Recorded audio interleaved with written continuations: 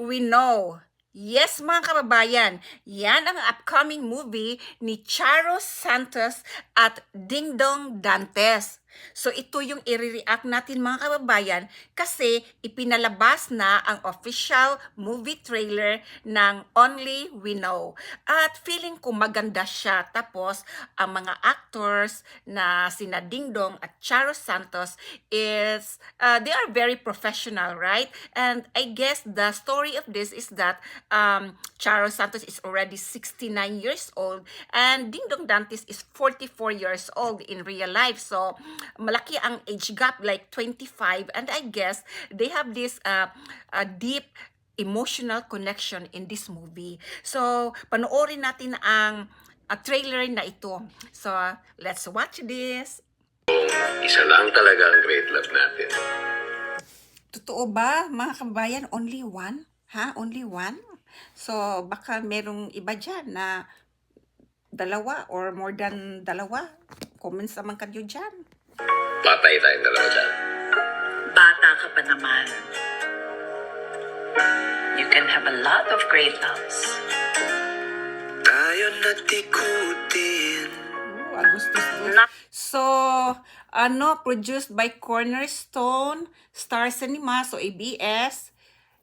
Agustus Tudos. That's Dingdong Dantes, sa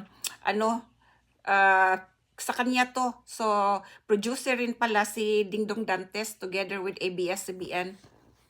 Things seems to happen. Mas mahaba ang mga araw. Every day, it's the same routine.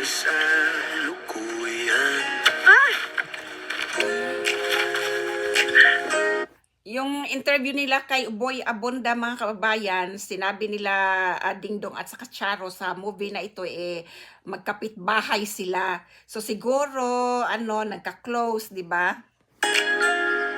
Ay, Betty nga pala. Ryan po. Wag na po or opo. Betty na lang, hindi. Po. Ako nga, pinupo rin ako ng mga mas matatanda pa sa akin dito sa Canada. Ako, Cebuano ako, hindi ako masyado sa po. So parang maano rin ako, bakit kaya ako pinupo? Hindi naman ako ganyan katanda. Mas matanda pa siya. Ito, kapitbahay namin dito. Tapos pinupo ako. Ano bang meron sa po sa mga Tagalog? Kasi sa Cebu, we don't use po usually sa mga Cebuano. Hilig ka talaga sa baget. And sourdough. Same your ID po nung mama niya para sa discount. Hindi ko siya mama. Meron ka bang Facebook or Instagram? Parang guys, mga kabayan, parang both of them are single and lonely. Parang siguro ganyan, diba? Tapos, they started to hang out as a friend. So, dyan na nagka-developan. Pero hindi ko masyadong nagagamit. Uber. I happen to like dating myself more. Kahit casual sex. Why not? Maybe that can help you. Kung game ako.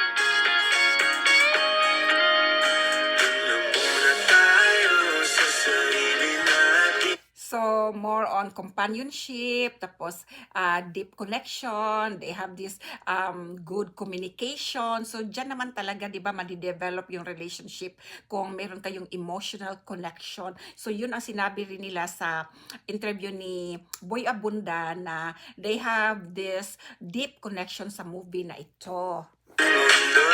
Boyfriend mo yung Ryan. It's not what you think. Nagluluto-lutuan na kayo. It's not what you think. Tinutulungan niya lang ako sa mga sira sa bahay ko. Oh my God. Nagpapahibayan pa. Oh my God. Akala ko naghahanap ka lang ng kausap. Kasama kasi nalilungkot ka. So, Ryan, you're a repairman or what? Ano pa mga ibang ginagawa mo para kay Betty? Sigurado ka ba rito? I feel like this is it. Walang dapat isipin na iba, di ba?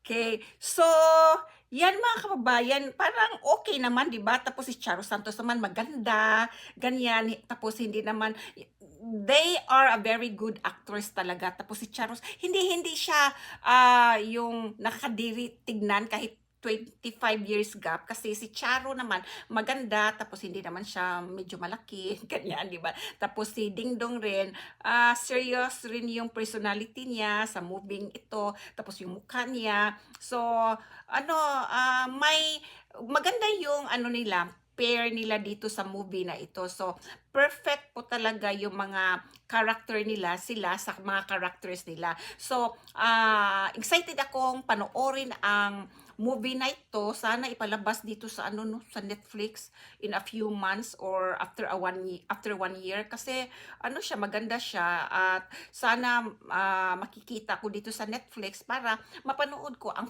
full movie, kasi parang maganda yung yung story. Tapos 7 years in making pala to, from the start of their yung they were on a meeting para sa story. So 7 years na itong inaano nila, parang pina-project nila ang movie na ito, pero ngayon lang talaga nila nagawa. So kayo dyan sa Pilipinas, manood kayo dito sa movie na ito, kasi kakaiba siya, di ba? Kasi usually meron ngang story like yung mas matanda yung babae, pero hindi pinofocus yung nangyayari sa relationship nila. Yung movie ni Maricel Soriano, tapos sino yung lalaki? Sino yung lalaki doon? Tapos siya yung other woman, si Maricel, sa ABS yun eh. Pero yun, ang story doon siya, third woman siya ang kabit, 'di ba? Siya ang mistress, pero hindi pinofocus yung love story nila na maganda, ganyan.